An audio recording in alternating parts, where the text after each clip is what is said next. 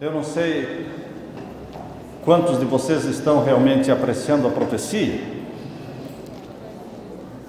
mas eu encontrei uma vez um pastor que chegou numa das minhas igrejas e ele disse assim: eu não gosto de profecia. Ele era um pastor adventista. Eu não gosto de profecia e não gosto de quem gosta de profecia. Meu filho ele falou isso numa classe de jovens, e o meu filho estava presente na classe de jovens. Quando voltamos para casa, no almoço, meu filho disse: pai, o pastor fulano de tal falou na frente de todos os jovens que não gosta de profecia, e que não gosta de quem gosta de profecia. Queridos, é possível um adventista do sétimo dia não gostar de profecia, quando nós somos um povo profético? Deus não precisaria da igreja adventista do sétimo dia na terra, se não fosse para pregar Daniel e Apocalipse.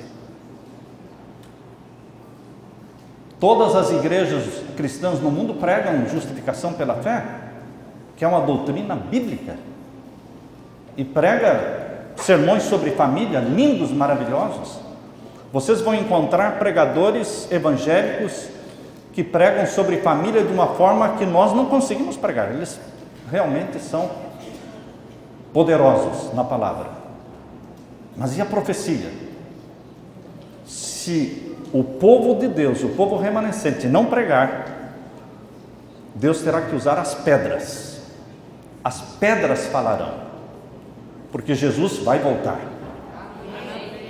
Se você pensa que você pode atrasar a volta de Jesus, você não pode atrasar. Jesus não é um joguete que está nas tuas mãos e você faz o que quer. Se você quiser atrasar a volta dele, você atrasa. Se você quiser adiantar a volta dele, você adianta. Não. Deus não está sujeito à tua vontade ou à minha. Deus é soberano do tempo. E Deus faz cada coisa no tempo certo. Jesus não nasceu atrasado e Jesus não nasceu antes do tempo. A Bíblia diz em Gálatas 4 que Jesus nasceu na plenitude dos tempos. Plenitude dos tempos é o tempo certo. A primeira vinda de Jesus foi no tempo certo. A segunda vinda de Jesus será no tempo certo. Não vai ser antes e nem depois. O dia da volta de Jesus está na mente de Deus. E Ele vai revelar um dia. Nós ainda não sabemos o dia e a hora da volta de Jesus, mas Deus nos deu todos os sinais da volta de Jesus. Deus nos deu todos os detalhes e o percurso daquilo que vai acontecer, dos eventos finais, anunciando que a volta dele está próxima, está próxima, está próxima, para que ninguém seja pego de surpresa. E há pessoas que me dizem: pastor, mas a Bíblia diz que a volta de Jesus é como ladrão, ninguém sabe a hora que ele vem. Isso está na Bíblia? Sim, está na Bíblia, sim. Mas você leu direito? Você leu lá quando Deus fala que os ímpios não vão saber a hora da volta de Jesus? Porque para ele será como ladrão de noite. Mas para os filhos de Deus que andam na luz, a volta de Jesus não é surpresa. Assim como o dilúvio não foi surpresa para Noé. Noé não foi pego de surpresa pelo dilúvio. Deus disse para Noé: meu espírito não contenderá mais com a carne por mais do que 120 anos. Então Deus disse que em 120 anos viria o fim. E Noé, quando terminou a arca, Deus mandou os animais entrarem. Noé sabia que era chegado o momento do dilúvio. O tempo do dilúvio ele sabia, não sabia a hora e o dia do dilúvio, mas ele sabia se estava longe ou perto. A volta de Jesus é como foi nos dias de Noé. Nós não sabemos o dia, a hora da volta de Jesus, mas sabemos se está perto ou longe. E aqueles que dizem: cedo virá o meu Senhor, vivem uma vida vigilante. E aqueles que dizem: tarde virá o meu Senhor, vivem uma vida relaxada espiritualmente. Cristãos da Coca-Cola, cristãos da carne, cristãos da novela. Queridos, Mas os que estudam a profecia e estão com o olho no céu, esperando a volta de Jesus, são vigilantes e vivem uma vida correspondente àquilo que eles creem. Eu quero estudar com vocês neste momento sobre as 7 trombetas. Abra sua Bíblia. Abra sua Bíblia em Apocalipse capítulo 8. Apocalipse capítulo 8 é continuação do 7º selo. Nós estudamos os 7 selos e agora vamos estudar as 7 trombetas. É interessante, queridos, que a convicção que a Bíblia nos dá na sequência que vem após o 7º selo, o fechamento da porta da graça, e na sequência vem então as trombetas sendo tocadas pelos 7 anjos. Vamos ler então em Apocalipse capítulo 8, verso 1 e 2. 1 e 2. Havendo aberto o 7º selo, fez-se silêncio no céu por quase meia hora, e viu os 7 anjos que estavam diante de Deus, e foram-lhes dadas 7 trombetas. Quando receberam as trombetas? Quando o 7º selo foi aberto. O 7º selo já foi aberto? Sim ou não? Não. Então os anjos ainda não receberam as 7 trombetas. Está claro isso, irmãos? Isto é Bíblia. Nós estamos aqui estudando Bíblia. Tua palavra é luz. Não é o que dizem os homens. Não é o que dizem os doutores. É o que diz a Bíblia. A verdade não tem nada a temer por nenhuma investigação, porque a verdade prevalecerá, porque a verdade é Deus falando. E aqui diz no capítulo 8, verso 5: e o anjo tomou o incensário e o encheu de fogo do altar, um incensário de ouro.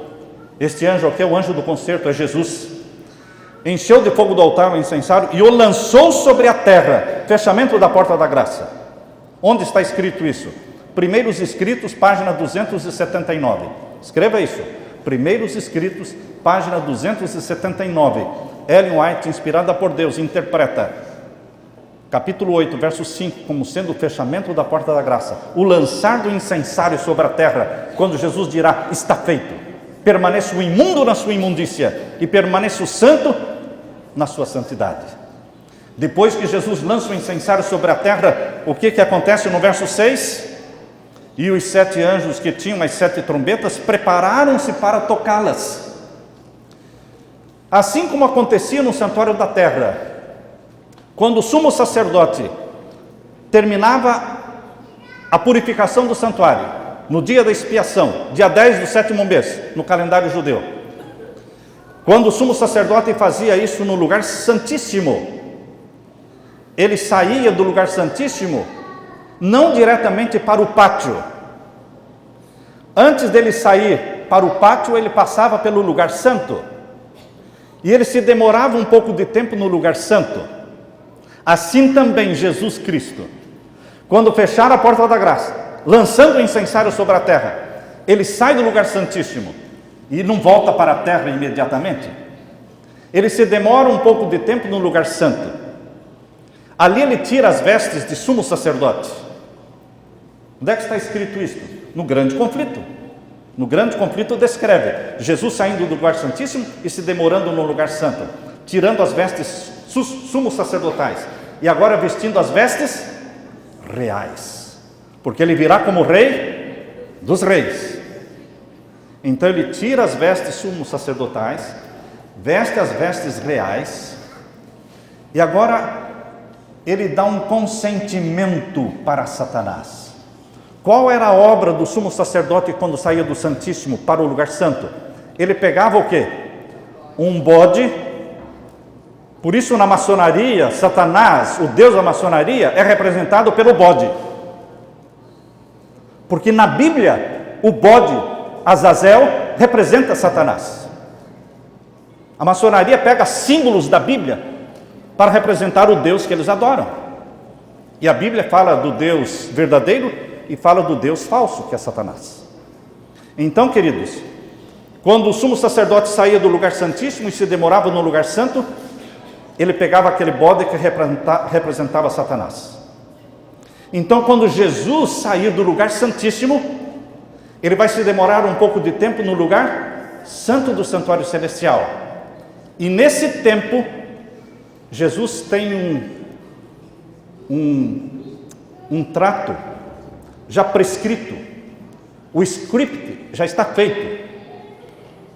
O que vai acontecer já está escrito aqui no capítulo 8, verso 6 em diante.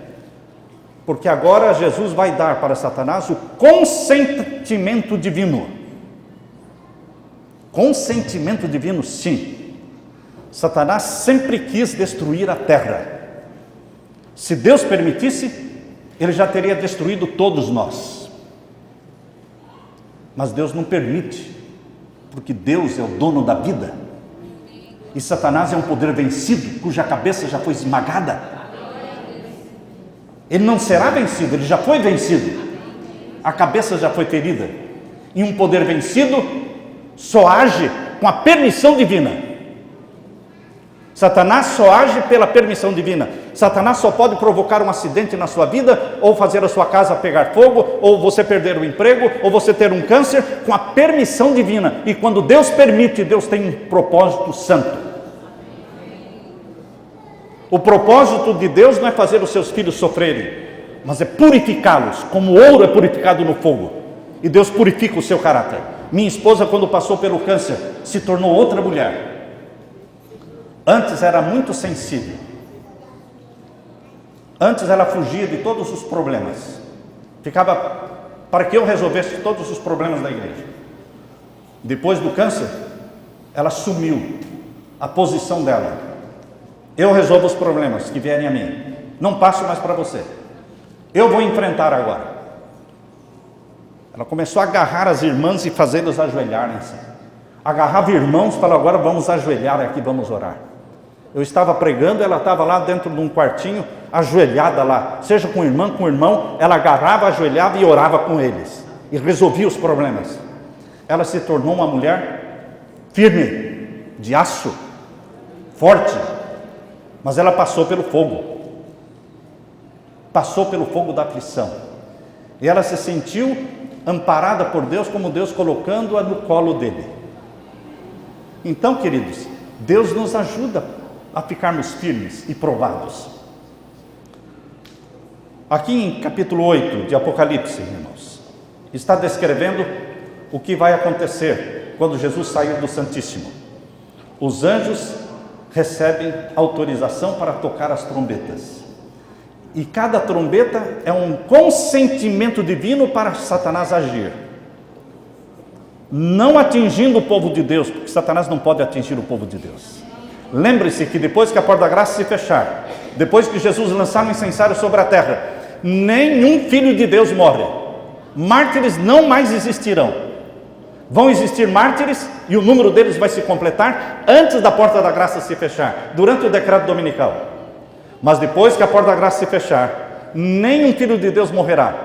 Durante o período em que o decreto de morte for aprovado no mundo todo, para que todos os guardadores dos mandamentos de Deus sejam mortos. Lembre-se que nenhum filho e filha de Deus morrerá.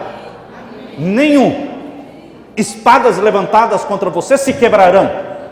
Anjos resplandecendo de luz se tornarão escudos ao seu redor. Não temos nada a temer. Enquanto a nação e o mundo vai estar morrendo de fome e sede, porque haverá seca, porque Deus retirará a bênção da chuva. Enquanto o povo vai estar morrendo de fome e de sede, você, meu irmão, a Bíblia diz, seu pão e a sua água serão certos. Eu não entendia isso. Por quê? Porque pão e água só? E a pizza? E a macarronada? E a lasanha? Queridos, quando o mundo estiver morrendo de fome por causa da seca, quando o mundo estiver morrendo de sede por causa da seca, porque Jezabel está dominando o mundo, porque Jezabel está sendo adorada como rei na terra, como Deus na terra, a Jezabel espiritual, o poder papal vai estar sendo adorado. A lei de Deus estará anulada na face da terra. Nesse tempo Deus retém a chuva. Então, meu querido, A água e o pão serão um banquete para o povo de Deus. Será um pão gostoso. Assim como aquele pão preparado pelo anjo para Elias comer. Lembram? Aquele lanche que o anjo fez para Elias comer? E ele caminhou 40 dias com aquele lanche? Assim é o alimento que Deus vai preparar para o seu povo. Assim como fez no deserto durante os 40 anos. Seu pão e sua água serão certos. Então, queridos, quando Jesus sai do lugar santíssimo, ele dá o consentimento divino para que Satanás faça aquilo que ele sempre desejou fazer, mas que estava o quê? Proibido. Aqueles 4 anjos de Apocalipse 7, lembram-se dos 4 anjos de Apocalipse 7, que durante o 6º selo estavam o quê? No 6º selo eles estavam segurando os 4 ventos para que nenhum vento soprasse, para que árvore alguma fosse destruída, para que verdura alguma fosse queimada. Ele estava segurando os 4 ventos, para que a terra não fosse destruída. Mas agora que Jesus sai do lugar santíssimo e se demora no lugar santo, vem o consentimento divino e os 4 anjos soltam os 4 ventos. E começa então uma ação de tragédia na terra. Satanás começa a destruir, dentro do que Deus permite, 1/3 de cada coisa. Satanás só pode destruir 1/3 de cada coisa, porque Satanás é o anjo da 1/3 parte. Você pode ver que é ele agindo na destruição, porque ele é o anjo da 1/3 parte. Quando ele foi expulso do céu, ele trouxe a 1/3 parte dos anjos com ele. Então ele é conhecido como o anjo do abismo, o anjo da 1/3 parte. E aqui no capítulo 8, verso 7, você vê, eu quero ler para vocês o que eu vou ler para você, está no livro Grande Conflito, página 614. Grande Conflito, página 614. Vou ler. Deixando Jesus o santuário, as trevas cobrem os habitantes da terra. Quando? Quando Jesus desce o Santíssimo, o santuário no sentido do Santíssimo. Naquele tempo terrível, os justos devem viver à vista de um Deus santo, sem intercessor. Você vai ter que viver uma vida santa, sem intercessor, quando a porta da graça se fechar. Uau, estou assustado, pastor. Por quê? Como é que eu vou viver uma vida santa, sem um intercessor no céu? Se você não estiver vivendo uma vida santa hoje, se você não estiver vivendo uma vida santa antes da porta da graça se fechar, fica difícil mesmo você viver uma vida santa depois da porta da graça se fechar. Porque não é a porta da graça se fechando que vai santificar você. É igual casamento, né? Se o cara é sem vergonha antes do casamento, ele namora com várias, ele diz, mas quando eu me casar eu só vou amar essa. Ah, é? O casamento vai transformar você, fazer você um homem santo? Quem é sem vergonha antes vai ser depois. Não é o casamento que transforma a pessoa. Queridos, Deus quer que você viva uma vida santa hoje, rompendo com pecados conhecidos da sua vida. E se você não romper com pecados conhecidos hoje e continuar na prática desses pecados, você não vai poder viver uma vida santa antes do fechamento da porta da graça e muito menos depois do fechamento da porta da graça. Será que é possível viver sem pecar hoje? Essa é uma pergunta para se pensar. Aqueles que defendem um perfeccionismo, que não é uma teoria bíblica, dizem que é possível viver uma vida sem pecar. Eu digo para você, não é possível viver uma vida sem pecar, porque você tem uma natureza pecaminosa. Você tem o pecado no seu corpo, que é a natureza pecaminosa. E essa natureza pecaminosa vai durar até a volta de Jesus, quando o mortal será revestido da imortalidade, o que é corrupto será revestido da incorruptibilidade. Mas, queridos, é possível sim viver uma vida sem pecar, pecados conhecidos.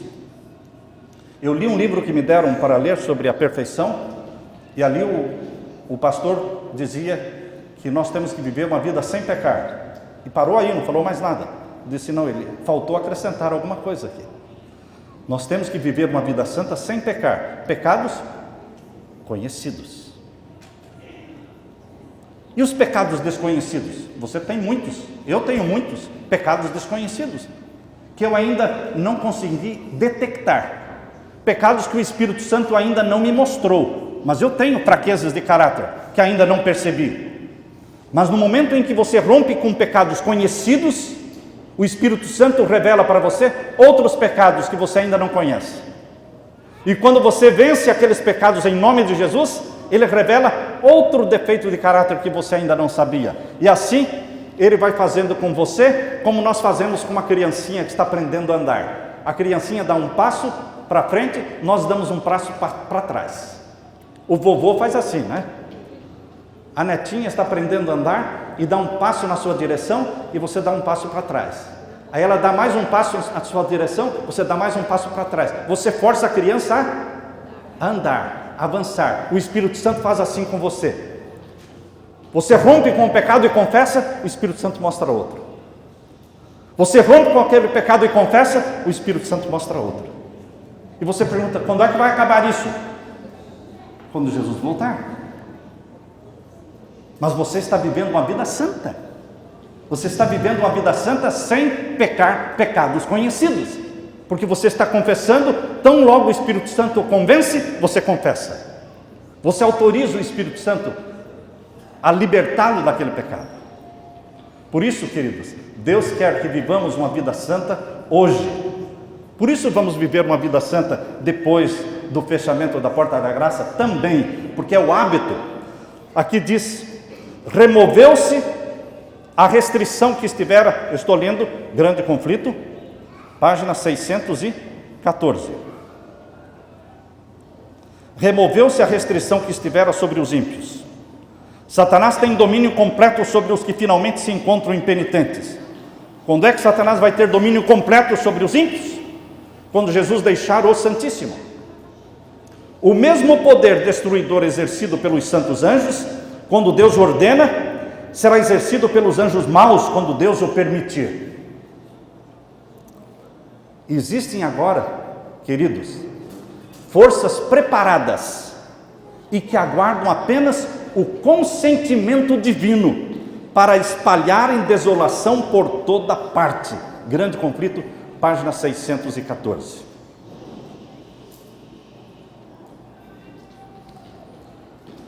Então, diz Ellen White, Comentário Bíblico Adventista, volume 7, página 978. Então eu vi os anjos cessarem de conter os quatro ventos, e eu presenciei fome, pestilência, espada, e o mundo inteiro estava em confusão.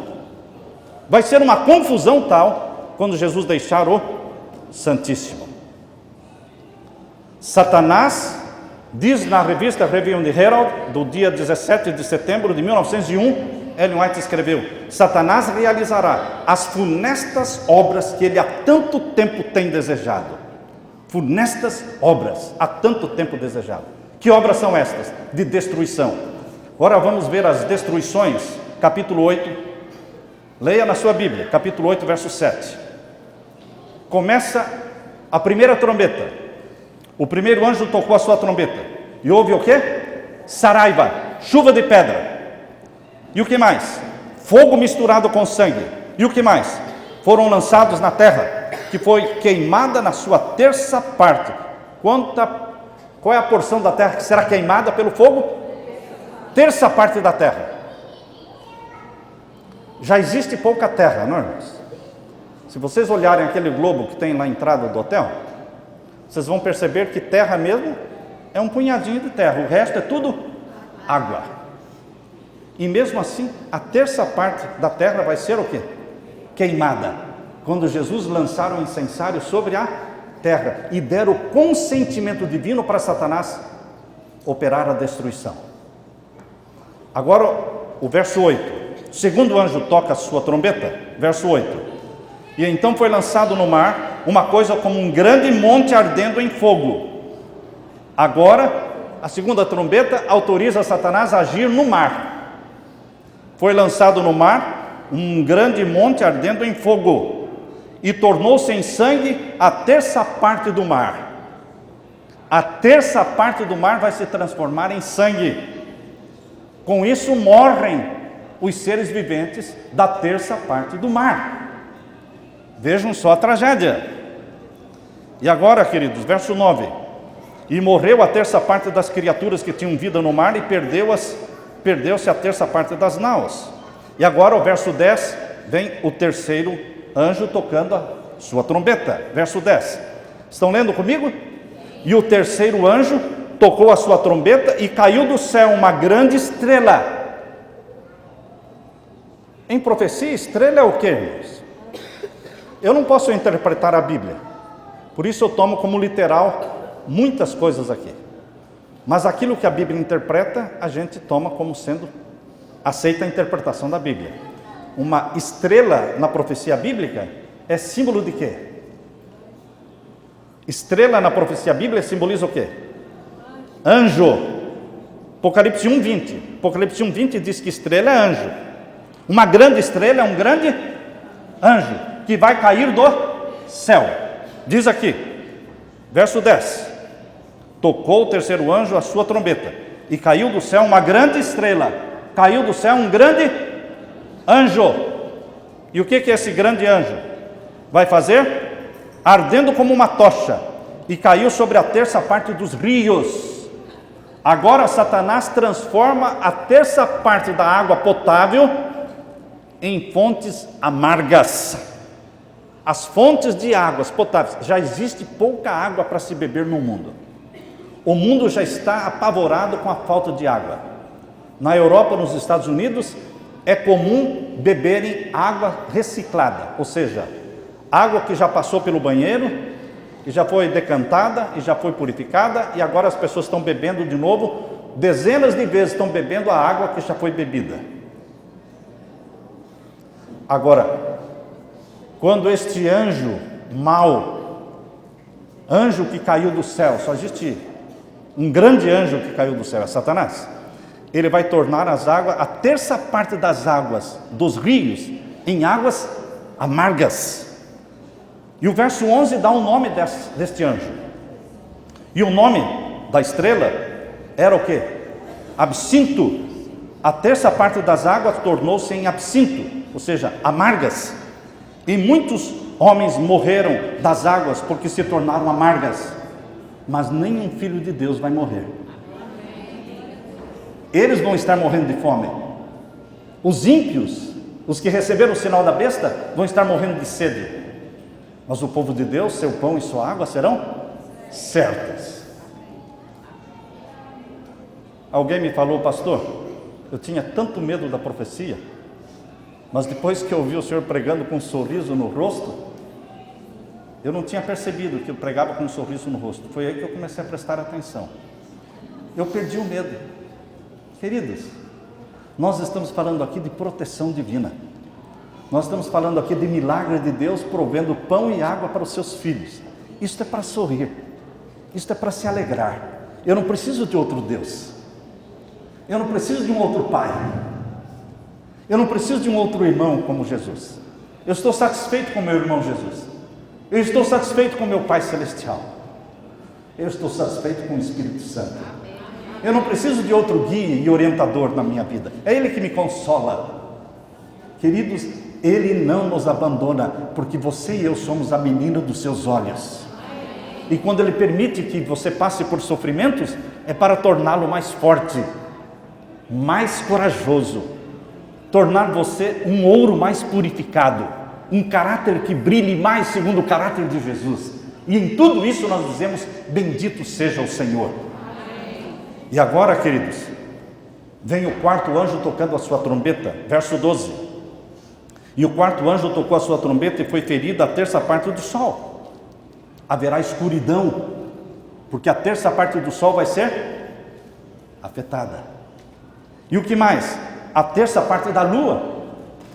E também vai atingir a terça parte das estrelas do céu, para que a terça parte deles se escurecesse, e a terça parte do dia não brilhasse, e semelhantemente à noite. E agora vem a quinta trombeta, assustadora, para aqueles que não têm o selo do Deus vivo. Por quê? Diz aqui no capítulo 9, verso 1, a quinta trombeta. O quinto anjo tocou a sua trombeta, e viu uma estrela que do céu caiu na terra. Quem é ele? Satanás. Satanás, o anjo que caiu do céu. Viu uma estrela que desceu do céu, caiu na terra, e foi-lhe dada a chave do poço do abismo. Outro abismo. O que saiu desse abismo? E abriu o poço do abismo, e subiu o fumo do poço, como o fumo de uma grande fornalha. E com o fumo do poço escureceu-se o sol e o ar. Escuridão. O povo vai estar assustado, mas o povo de Deus, confiante, sem medo, porque brilhará a luz no acampamento dos santos. Terá pão e água no acampamento dos santos. Mas fora do acampamento dos santos haverá trevas, fome e sede. Vale a pena ser filho de Deus. Vale a pena ser a menina dos olhos de Deus. E veja o que vai acontecer, verso 4. Verso 3, não é? E do fumo vieram gafanhotos sobre a terra. E foi-lhes dado poder como o poder que tem os escorpiões da terra. E foi-lhes dito que não fizessem dano à erva da terra. Por que esses gafanhotos não podem fazer dano à erva da terra? Porque a terça parte da erva da terra que deveria ser queimada, já foi queimada na primeira trombeta. Satanás não vai poder queimar nenhuma parte da terra mais, porque já queimou a terça parte na primeira trombeta. Portanto, na quinta trombeta diz, ele não pode mais queimar. Mas o que ele faz agora na quinta trombeta? Vejam aí. Não fizesse dano à erva da terra, nem a verdura alguma, nem a árvore alguma, porque tudo que ele tinha que queimar já queimou. Mas somente aos homens que não têm nas suas testas o sinal de Deus. E foi-lhes permitido não que os matassem, mas que por 5 meses os atormentassem. Satanás vai atormentar por 5 meses os que não têm o sinal do Deus vivo, o selo do Deus vivo. Deus está dizendo para você, minha irmã, meu irmão, fique calmo, fique tranquilo, eu não esqueci de você, eu estou com os meus olhos sobre você, eu vou segurá-lo nos meus braços, colocá-lo no meu colo, eu estou cuidando de você. Quando o povo estiver sendo atormentado por 5 meses por dores como dores de escorpião, não sei se alguém aqui já foi mordido por escorpião, é uma dor incrível. Quando o povo estiver por 5 meses sofrendo tais dores, o meu povo que tem o selo do Deus vivo não sofrerá, não será tocado. Por isso, meus queridos, a quinta trombeta está dizendo que as trombetas são tocadas depois que a porta da graça se fechar. Depois que o povo de Deus tiver sido selado pelo selo do Deus vivo. Porque aqui a quinta trombeta está dizendo que os selados pelo selo do Deus vivo não vão ser atingidos por essas pragas. Mas o selamento do povo de Deus ainda não começou. Os mortos estão selados, mas os vivos só começarão a ser selados quando o sinal da besta for imposto, obrigatoriamente. E o sinal da besta será colocado na testa ou na mão, mas o selo do Deus vivo somente na testa. O selo do Deus vivo sela o caráter de Jesus em você. O selo do Deus vivo sela a sua obediência a Deus e a guarda dos mandamentos de Deus. Queridos, esta é a evidência da profecia de que as trombetas ocorrem após o fechamento da porta da graça, após o selamento do povo de Deus, porque os selados não serão atingidos. Agora vejam a sexta trombeta no capítulo 9, verso... Aliás, eu quero ler com vocês ainda o verso 11. Vejam o nome que a Bíblia dá para o anjo que está atormentando por 5 meses o mundo. Veja o nome dele, capítulo 9, verso 11. Estão lendo comigo? E tinham sobre si rei, o anjo do abismo. Como é que ele é chamado? Anjo do abismo. Quem é o anjo que foi lançado do céu para o abismo? Satanás. Quem é o anjo que vai ser lançado no abismo durante os 1000 anos e que vai subir do abismo no final dos 1000 anos? Satanás. Ele é chamado anjo do abismo, a besta do abismo. Mas aqui diz o nome dele. Em hebreu era o seu nome Abaddon, e em grego Apolion. Abaddon é o nome dado na Bíblia para Satanás, e Abaddon é o nome do Deus da maçonaria. Uau! Preguei isso numa igreja e tinham maçons dentro assistindo. Na saída, um maçom me cumprimentou e disse: eu já sabia porque o nome do nosso Deus era Abaddon. Então você já está acima da 14ª, 15º grau, porque eles não conseguem saber o Deus da maçonaria, o nome dele antes do 14º, 15º grau. São 33 graus. Eu já sabia que era Abaddon, mas o que eu não sabia é que Abaddon é o nome de Satanás. Estou fora. Disse, fique fora mesmo, meu irmão. Caia fora. Queridos, tem muita gente enganada. Em todas as religiões, em todo o mundo, em todas as sociedades secretas, tem muita gente sincera enganada. Mas aqui, eu não disse para vocês que eles buscam na Bíblia os símbolos para Satanás? O bode, tiraram da Bíblia o símbolo. O nome do Deus da maçonaria, tiraram da onde? Da Bíblia. Queridos, agora vejam a sexta trombeta, capítulo 9, verso 13. E tocou o sexto anjo, a sua trombeta. E ouvi uma voz que vinha das 4 pontas do altar de ouro, que estava diante de Deus, a qual dizia ao sexto anjo, que tinha a trombeta, solta os 4 anjos, não confunda esses 4 anjos com os 4 anjos do capítulo 7. Lá são os 4 anjos que estão segurando os 4 ventos. Aqui são outros 4 anjos, diz aí, ao qual dizia, solta os 4 anjos que estão presos junto aonde?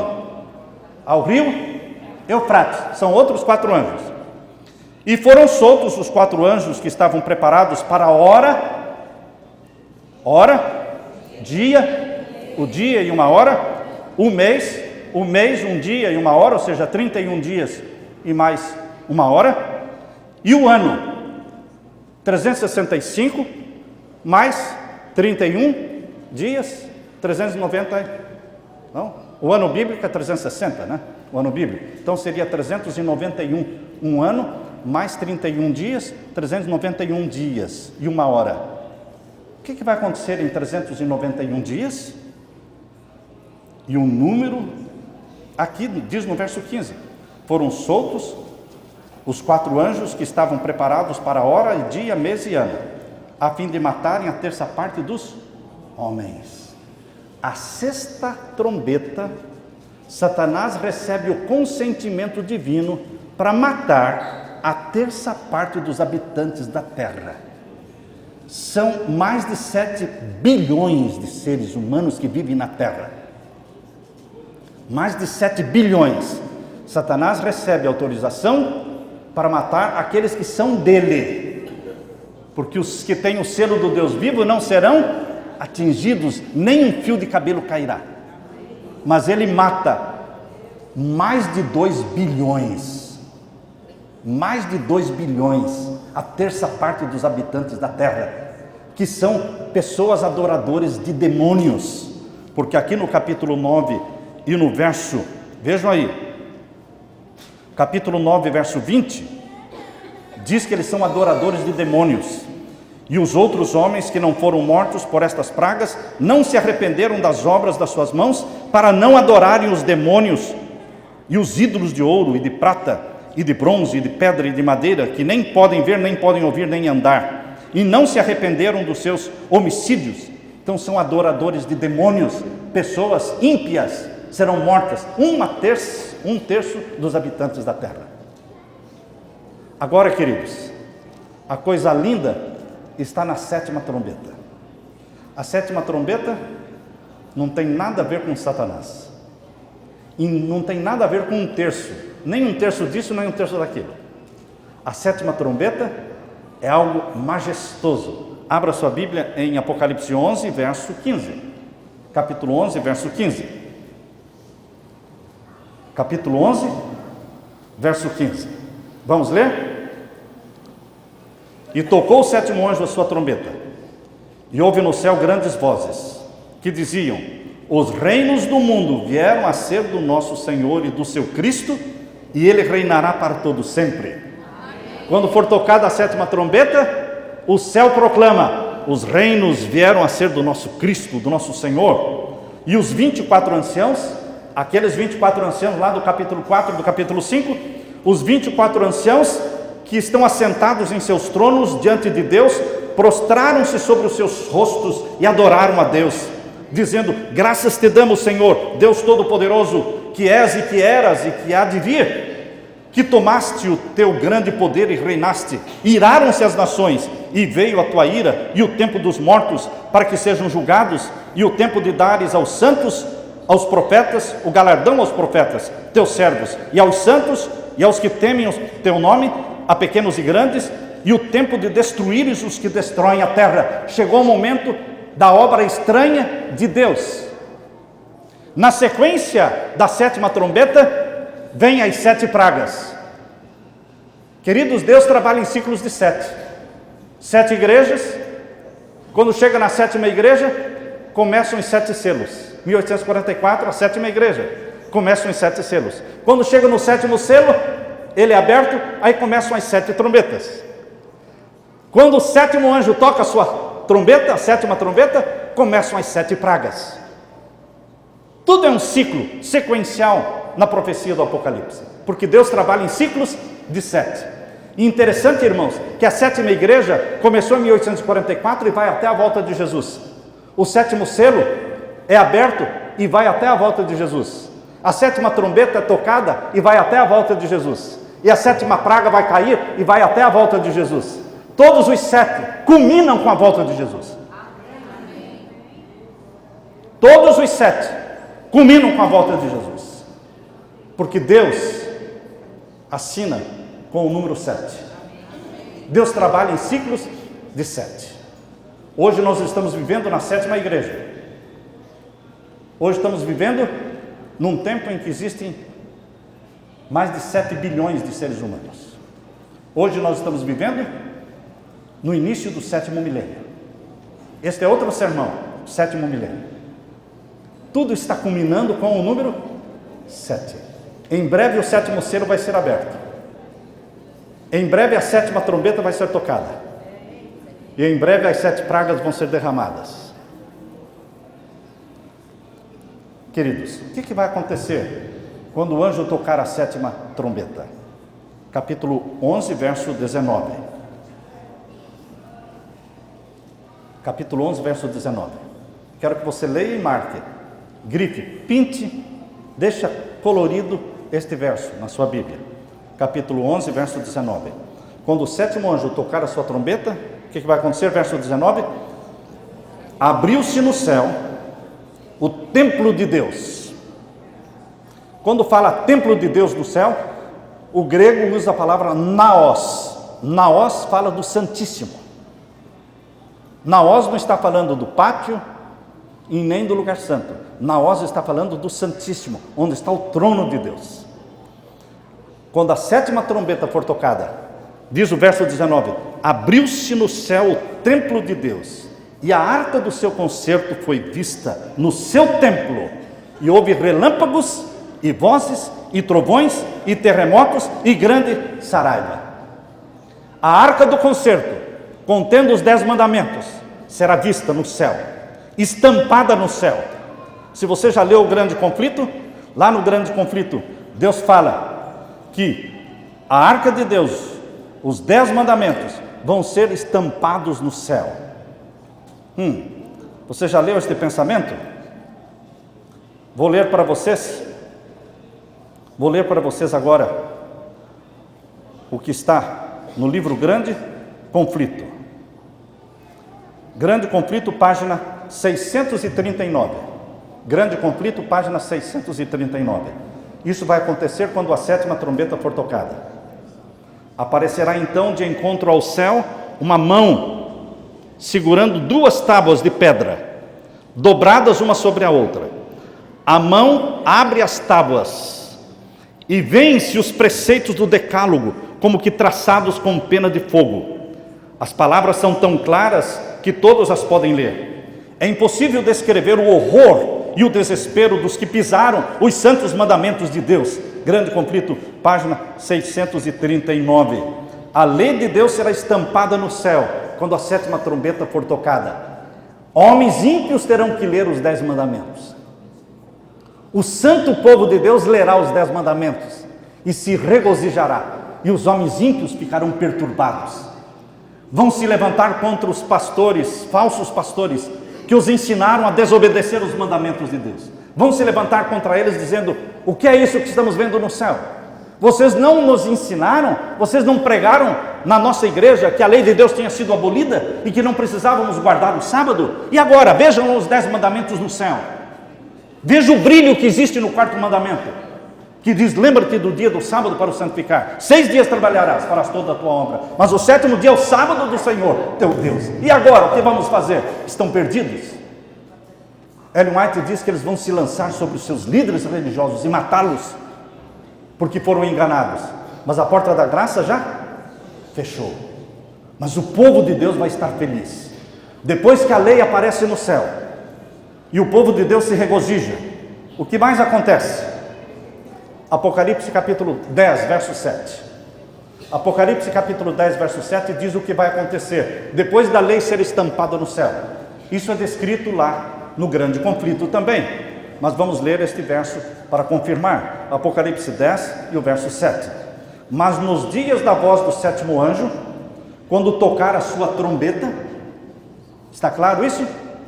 Quando o 7º anjo tocar a sua trombeta, o que vai acontecer? Se cumprirá o segredo de Deus, como anunciou aos profetas seus servos. Deus sempre anunciou aos seus servos, os profetas, que ele tem um segredo. Deus tem um segredo. Qual é o segredo de Deus? Hein? O dia e a hora da volta de Jesus. Por quê? Em Mateus capítulo 24, verso 36. Mateus capítulo 24, 36, Jesus falou: porém daquele dia e hora, ninguém sabe, nem os anjos, nem o Filho, mas unicamente o meu Pai. Deus tem o dia e a hora da volta de Jesus. Nós não sabemos, mas vamos ficar sabendo depois que a porta da graça se fechar, quando a 7ª trombeta tocar, quando for estampada a lei de Deus no céu, nós vamos ouvir uma voz declarando o dia e a hora da volta de Jesus. Agora eu quero ler para vocês o que está no livro Grande Conflito. Nós, primeiros escritos, irmãos, primeiros escritos, página 285. Primeiros escritos, página 285 e 286. Vejam.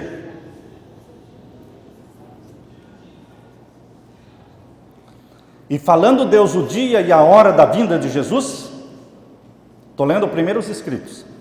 Falando Deus o dia e a hora da vinda de Jesus, e declarando o concerto eterno com seu povo, proferiu uma sentença e então silenciava. Deus falava uma frase e silenciava. E enquanto ele silenciava, as palavras começavam a ecoar, como trovões. Já viram quando o trovão começa a ribombar? Ele proferiu uma sentença e então silenciava, enquanto as palavras estavam a repercutir pela terra. O Israel de Deus, o Israel de Deus, permanecia com os olhos fixos para cima, porque é para lá que a gente olha mesmo. A gente olha para cima, de onde vem o socorro, e nós vamos estar olhando para cima. O Israel de Deus permanecia com os olhos fixos para cima, ouvindo as palavras, enquanto elas vinham da boca de Jeová, e ressoavam pela terra como estrondos do mais forte trovão. Era terrivelmente solene. No fim de cada sentença, os santos aclamavam: glória, aleluia. Primeiros escritos, página 285 e 286. Queridos, Deus anuncia o dia e a hora da volta de Jesus. Esta é a 7ª trombeta. A lei de Deus estampada no céu. E a proclamação do segredo de Deus. A volta de Jesus. Nós vamos saber o dia e a hora. Surge logo então no Oriente, diz no grande conflito. Depois que Deus declara o dia e a hora da volta de Jesus, diz assim: surge logo no Oriente uma pequena nuvem negra, aproximadamente da metade do tamanho da mão de um homem. É a nuvem que rodeia o Salvador Jesus. Surge então lá no Oriente a pequena nuvem. Todos saem do túmulo com a mesma estatura que tinham quando entraram ali. Nós vamos ressuscitar da mesma estatura. Adão vai ressuscitar com seus 4 metros ou mais. Eu vou ressuscitar com o meu 1,70 m. A minha esposa com não é? Queridos, mas todos ressuscitamos perfeitos, sem calvície, sem rugas, sem doença, só com o mesmo caráter. O caráter será o mesmo. Deus não vai mudar o caráter de ninguém na ressurreição. Deus não vai mudar o caráter de ninguém na volta de Jesus. O caráter é você quem constrói, com a ajuda do Espírito Santo, hoje, no dia a dia, desenvolvendo na sua vida o caráter de Jesus. Se você permitir, o Espírito Santo gravará em você o caráter de Jesus. Se você permitir e clamar com jejum e oração, o Espírito Santo dará para você a mente de Jesus. E você vai começar a pensar como Jesus, a amar como Jesus, a orar pelos inimigos como Jesus. E esse caráter santo de Jesus, reproduzido em você pelo Espírito Santo, é a colheita desta vida. Você leva com você este caráter. Todos saem do túmulo com a mesma estatura que tinham quando ali entraram. Todos, porém, surgem com a louçania e vigor da mocidade. Os justos vivos são transformados num momento, num abrir e fechar de olhos. E a voz de Deus foram eles glorificados. Agora tornam-se imortais. Amém, irmãos? E como os santos ressuscitados, são arrebatados para encontrar o Senhor nos ares. Para cada um haverá uma coroa. A Bíblia diz em Apocalipse 2,17 que cada um receberá uma coroa. E mais, nessa coroa estará escrito: santidade ao Senhor. E além da coroa, cada um receberá uma pedrinha branca. Eu não sei qual vai ser o nome que vai estar nessa pedrinha branca. Você também não sabe, mas você vai receber, além da coroa de ouro, você vai receber uma pedrinha branca, e nela um novo nome. Um novo nome que o identifica com a tribo a qual você vai pertencer, na nova terra, no novo céu. Deus majestoso, quanta coisa linda Deus está preparando para aqueles que o amam. Por isso a Bíblia diz em 1 Coríntios capítulo 2, verso 9, aquilo que o olho não viu, aquilo que o ouvido não viu, aquilo que nem mesmo subiu na imaginação humana, são as coisas que Deus está preparando para aqueles que o amam. Para você, meu irmão, para você, minha irmã, prepare-se. Olho no céu, desprezo para as coisas da terra, desencanto com as coisas da terra. Cada vez eu fico mais desencantado, cada vez eu fico mais desiludido com esta vida, com este mundo. E eu clamo: venha logo Jesus. É tudo o que eu quero. É para lá que nós estamos indo. Se você quer ir para lá também, meu irmão, minha irmã, ajoelhe-se comigo neste momento. Eu quero orar com você que também quer ir para o céu, também quer receber a coroa de ouro e a pedrinha branca com um novo nome. Jesus Cristo derramará sobre você e mim o Espírito Santo. Consagremos-nos ao Senhor. Pai Santo, estamos nos ajoelhando na Tua presença como um sinal público, diante do universo, diante de todos os seres não caídos, dizendo ao universo que nos assiste: somos de Jesus. Registra nossa decisão no livro da vida do Cordeiro. Volte logo, Jesus Cristo. Irmão mais velho nosso, derrama sobre nós o Espírito Santo. Habita em nós, querido Espírito Santo. Grava em nossa mente a mente de Jesus, o caráter de Jesus, o temperamento de Jesus, para que sejamos como Jesus na terra, aborrecendo o pecado, amando a justiça, vivendo em obediência e submissão ao nosso Pai Celestial. E terminamos dizendo: ora vem, Senhor Jesus. Amém, Senhor.